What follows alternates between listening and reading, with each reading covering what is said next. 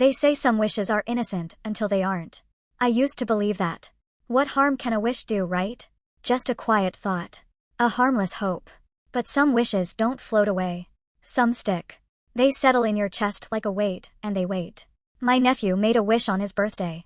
And that wish, simple as it sounded, changed everything. I wish I had laughed it off. I wish I had looked away. I wish I hadn't felt that pause in my chest when he looked at me and said it.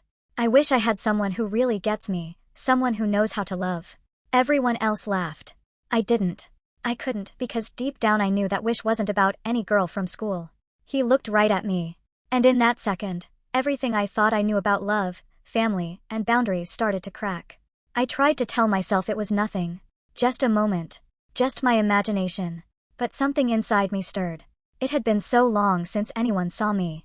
Not just saw. He did. And I don't know what's worse. That he saw me or that I let him.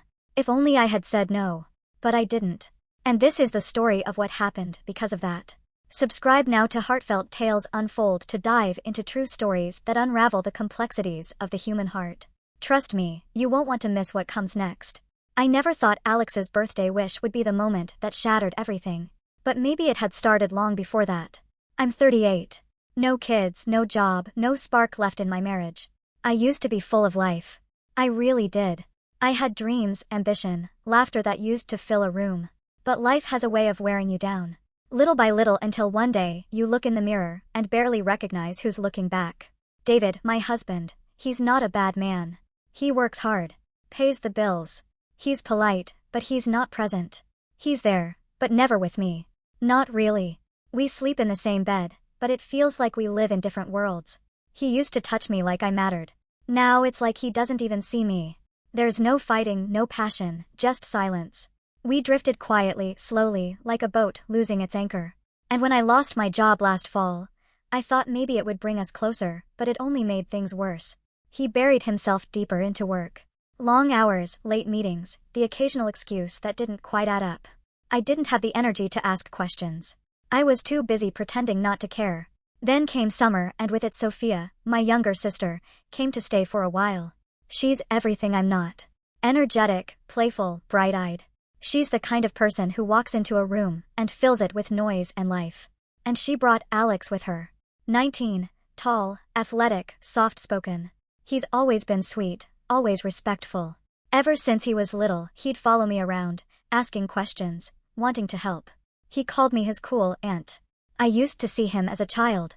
But this time, he wasn't a child anymore. He walked into our house and brought with him a kind of energy I didn't realize I'd been missing. Not just youth, but presence, curiosity, warmth. He'd smile when he saw me, ask me how I was, wait for the answer. It's strange the things that stay with you. A hand brushing yours when passing a dish. A compliment that lingers a little longer than it should. The way his eyes didn't just look at me, but into me. I noticed.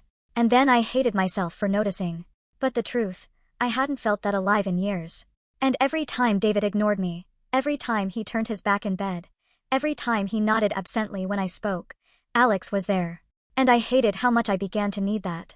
We all sat around the table that night, Alex's birthday. The grill was going. The sun was setting.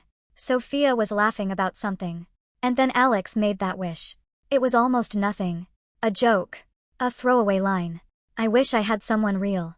Someone who actually gets me. Someone who knows how to love. Everyone chuckled. But I looked up and he was already looking at me. He didn't blink. Didn't smile. Just held my gaze like he was trying to say something without words.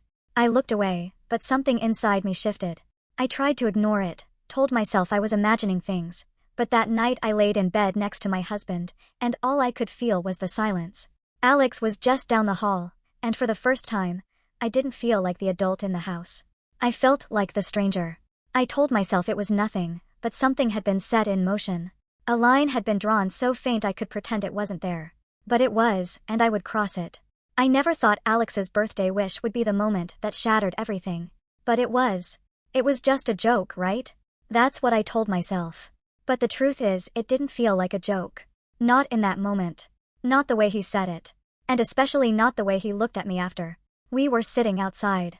Family, food, candles flickering in glass jars. It was warm, that slow summer heat that makes everything feel lazy and close. The air smelled like grilled corn and lemon zest. Sophia was refilling drinks. David was scrolling on his phone like he always does. And then out of nowhere, Alex just said it.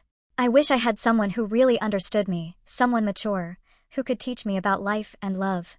There was laughter, of course. Sophia threw a napkin at him.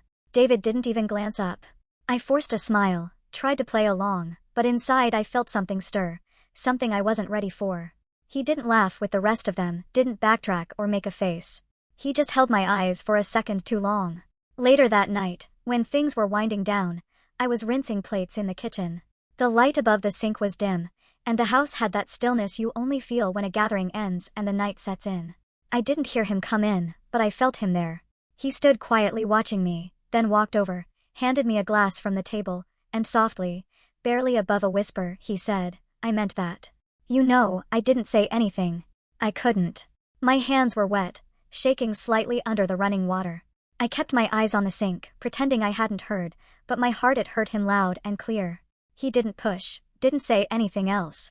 He just stood there for a moment, then walked out.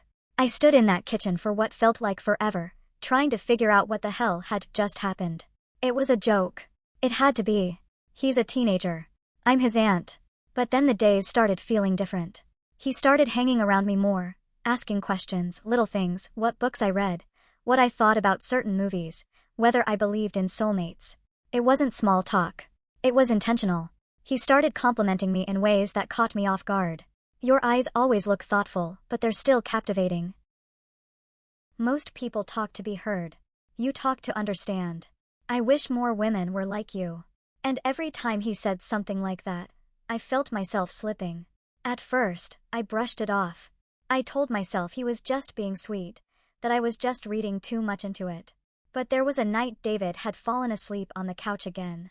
Sophia was out with friends. Alex and I ended up watching some old movie on the patio. He sat closer than he needed to. Our shoulders brushed. He leaned in at one point to tell me something funny, and I caught myself looking at his mouth just for a second, but I looked and worse. I didn't look away right away. That night, I couldn't sleep. I laid in bed next to my husband, watching the ceiling fan spin in slow circles. I told myself I was imagining it, that I was lonely, that I missed being wanted, that my mind was playing tricks. But then came the night in the kitchen. And after that, I couldn't lie to myself anymore. It was just a joke, right? That's what I told myself until that night in the kitchen. What is wrong with me? I must have asked myself that 100 times. Every morning I woke up, I felt it. That dull ache in my chest. Not guilt yet, but something close. A kind of confusion that lingered just under the surface. I started paying attention to things I never used to notice. Like the way Alex's eyes would light up when I entered the room. Or how he always found a reason to be near me, handing me something, brushing past me in the hallway, holding my gaze just a second longer than anyone else stared. And God helped me. I started craving it. It felt wrong. It was wrong. But it also felt like something I hadn't felt in years, maybe ever. I looked in the mirror one morning and didn't recognize who I was becoming. But then I looked a little longer. I noticed how I'd started brushing my hair a bit differently. Wearing the dress that clung just enough to remind me of the body I once loved. Putting on lipstick, even if it was just to stay home. Not for David. He wouldn't notice if I walked in wearing a wedding dress or a garbage bag. But Alex noticed, and I started to live for that look in his eyes. That tiny flicker like I was something worth seeing. He's an adult now. I told myself 19, almost 20. Legally, there was no line, but morally, emotionally, God. I knew better. But I also knew what it felt like to be touched by someone's attention, to be wanted. And I didn't realize how long I'd gone without it until I started to feel it again. Every time David walked past me like I wasn't there, Alex asked me how I slept, how I was really doing, if I was happy. And those weren't just words. He meant them. It's a dangerous thing to be seen when you've lived in the shadows for so long. I started avoiding my husband without even realizing it. I'd go to bed early, pretend to be asleep before he came in. I stopped asking him to talk, to try, and he didn't notice. Or maybe he did and didn't care, which somehow made it worse. So, I turned more and more toward Alex because every glance, every laugh, every small gesture between us started to feel like oxygen. Like I could breathe again. I hated myself for it, but I kept coming back for more. Every time I looked in the mirror, I saw fading lines. But in Alex's eyes, I saw someone radiant, beautiful, desirable, alive. And then one night, after everyone had gone to bed, he knocked on my bedroom door. That knock on my bedroom door. It was soft, hesitant, but it felt louder than anything I'd heard in weeks. I didn't answer. I couldn't. My heart was thudding so loudly. I was sure he could hear it through the door. I held my breath until I heard his footsteps retreat slow and unsure. And even though nothing happened that night, everything had already changed. After that, the nights started to stretch. Alex would linger after everyone went to bed, pretending to scroll on his phone while I folded laundry or cleaned up the kitchen. He talked to me about everything: school, his childhood, how confusing love had become in today's world. And I'd listen. God, I listened like his words were water, and I'd been thirsty for years. Sometimes we'd end up on the couch side by side, close, too close. Our conversations became our secret little world. He'd brush my hand when passing a drink. Let his fingers rest just a second too long when handing me the remote. Once our knees touched and neither of us moved, not for a full minute. It felt like fire. Not in a dramatic movie scene way, but in that slow burning kind of way that creeps up your spine and sits in your stomach. And still nothing happened. Not yet. Then came that night in the living room. The lights were dim. A movie played quietly in the background. Something forgettable, something we'd both pretended to care about. I must have fallen asleep. And when I woke up, he was watching me. Not just looking, watching with this soft aching intensity that made my breath catch. I asked barely above a whisper, "What?" And he leaned in like it was the most natural thing in the world and said, "You're beautiful." I didn't speak. I didn't move. Then he added, "I've always wished you were mine." It was like the floor dropped out from under me. I sat up, heart racing, trying to find the words. Anything. But all I could think was, how long had he been feeling this? How long had I been letting him? I told him to go to bed. My voice was firm, cold. It was the right thing to do. And he did. He didn't argue, just nodded and walked away. But I didn't sleep that night because the image of him standing there so open, so certain, it haunted me. It tempted me. I wanted to forget it, but I couldn't. And the worst part, I started to fantasize. I imagined what it would be like if I had met him at a different time. If I weren't married, if he weren't my nephew by blood.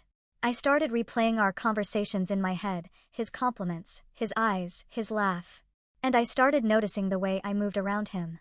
How I tucked my hair behind my ear when he looked at me. How I chose tops that fit a little better, smelled like my favorite perfume. How I leaned in just slightly when he spoke. I told myself I was imagining things.